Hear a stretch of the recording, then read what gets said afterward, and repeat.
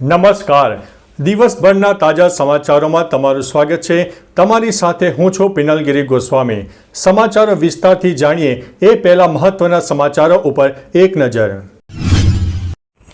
મિત્રો, આજની વિડીયોમાં વાત થશે તાઇવાનમાં ક્રેથોન વાવાઝોડાનો કહેર. તાઇવાનમાં ક્રેથોન નામનું વાવાઝોડું આવ્યું છે, જેમાં 209 કિલોમીટર કરતાં વધુની સ્પીડે પવન ફૂંકાયો છે.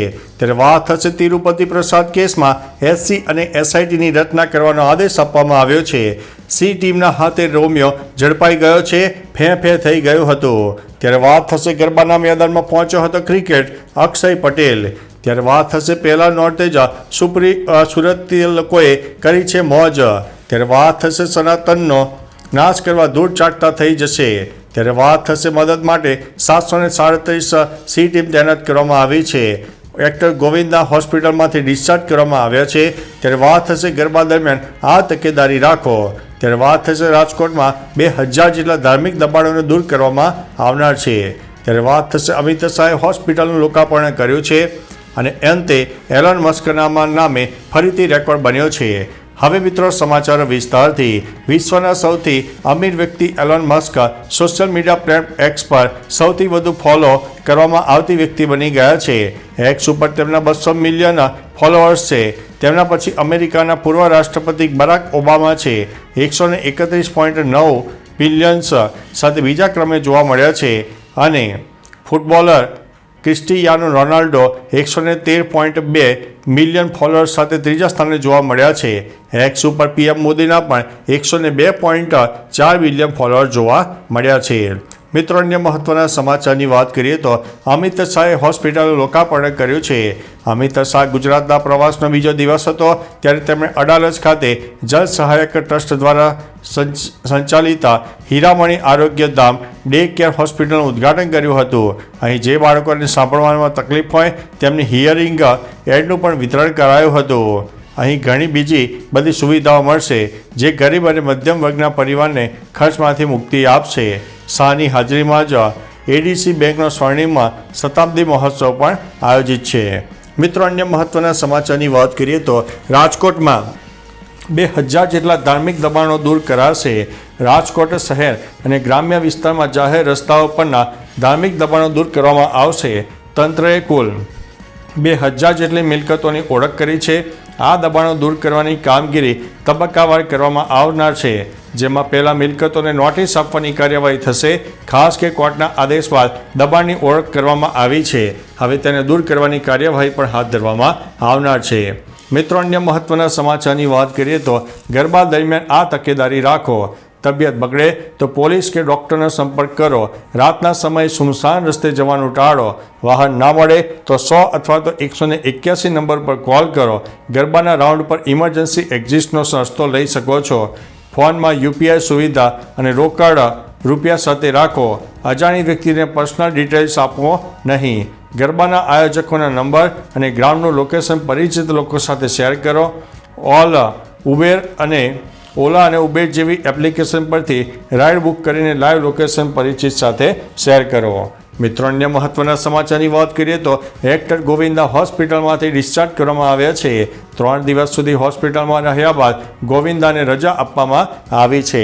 હવે તેમને 6 અઠવાડિયા સુધી બેડ રેસ્ટ કરવો પડશે. મંગળવારે ગોવિંદાની રિવોલ્વમાં મિસફાયર થતાં ગોવિંદાને ઘૂંટણમાં ગોળી વાગી હતી. તેઓ મુંબઈની ક્રિટિકેર હોસ્પિટલમાં દાખલ થયા હતા. ઉપરાંત હોસ્પિટલથી બહાર આવીને ગોવિંદાએ તેમના ચાહકોનો આભાર માન્યો છે અને વિડીયો પર ઘણા બધા વાયરલ થયા છે. મિત્રો, અન્ય મહત્વના સમાચારની વાત કરીએ તો મદદ માટે 737 સી ટીમ તૈનાત. નવરાત્રી દરમિયાન મહિલાઓની સુરક્ષા અને સલામતી માટે તમામ શહેર અને જિલ્લાઓમાં મળીને કુલ 737 સી ટીમ ખડે પગે છે, જે પરંપરાગત પહેરવેશમાં ખેલૈયાઓની વચ્ચે ફરજ બજાવી રહી છે. બહેનોને વાહન ન મળે તો 100 અથવા તો 181 નંબર પર ફોન કરીને મદદ લેવા જણાવાયું છે. શહેર અને જિલ્લામાં 209 જેટલા કંટ્રોલ રૂમ પણ આવી રહ્યા છે. અહીંથી મોનિટરિંગ પણ થઈ રહ્યું છે. હાલ રાજ્યમાં નવરાત્રી માટે 5152 સીસીટીવી કેમેરા પણ લગાવવામાં આવ્યા છે. મિત્રો, અન્ય મહત્વના સમાચારની વાત કરીએ તો સનાતનનો નાશ કરનારા ધૂળ ચાટતા થઈ જશે. આંધ્રપ્રદેશના તિરુપતિ મંદિરના પ્રસાદમાં એક ભેળસેળને લઈને ડેપ્યુટી સીએમ પવન કલ્યાણે કહ્યું છે કે ભેળસેળ એક આઇસબર્ગ જેવું છે. તેની સાથે ઘણું બધું છે જેની તપાસ કરવાની જરૂર છે. જેઓ સનાતનનો નાશ કરે છે તેઓ ધૂળ ચાટતા થઈ જશે. હું સનાતન ધર્મનું પાલન કરું છું અને તેના માટે બધું બલિદાન પણ આપી શકું છું.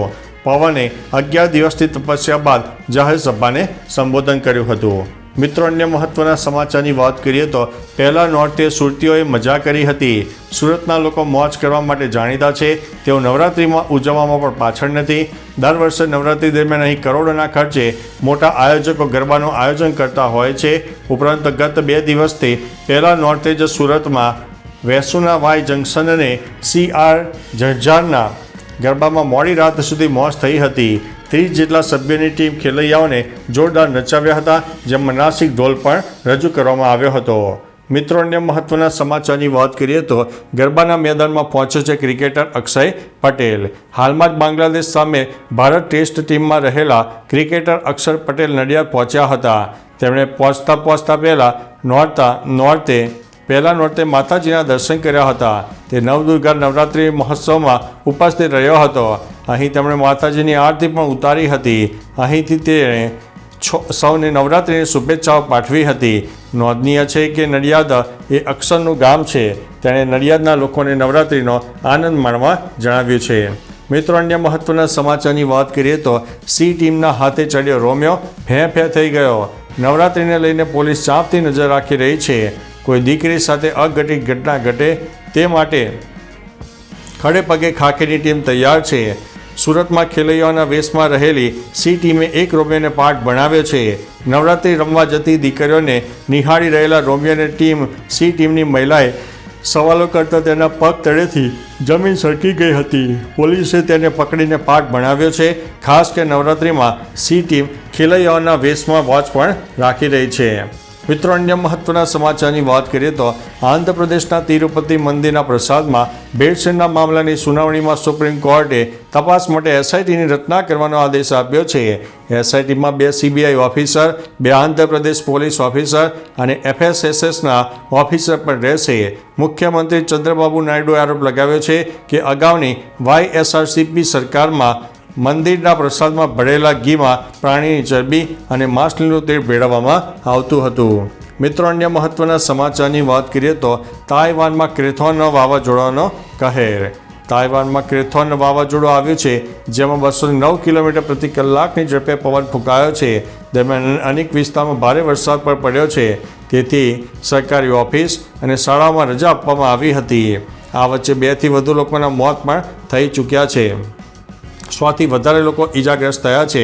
તમામ ડોમેસ્ટિક ફ્લાઇટ કેન્સલ કરી દેવામાં આવી છે અને હુઆલીના કાઉન્ટીમાં 3000થી વધુ ભારતીયોને સુરક્ષિત જગ્યાએ ખસેડવામાં આવ્યા હતા. તો ચાલો મિત્રો, ફરીથી દેશ અને દુનિયાના સુપરફાસ્ટ સમાચાર લઈને મળતા રહીશો. ત્યાં સુધી અમને રજા આપશો. નમસ્તે.